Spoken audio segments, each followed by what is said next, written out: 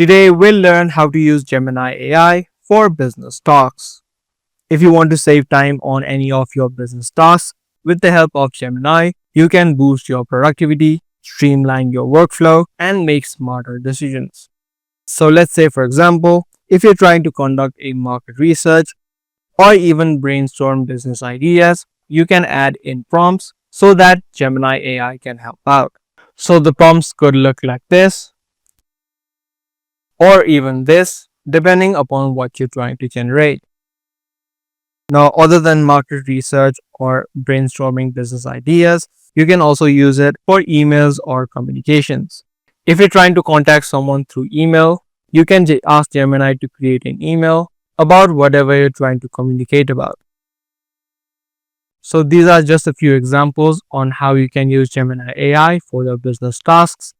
As I said, from communications to even projects and plannings, you can use these LLMs such as Gemini to help ease out all of your business tasks in general. So that's all for this video. If this guide video was helpful to you, do let us know by giving this video a thumbs up. That's going to be all for today. I'm going to see you in the next one.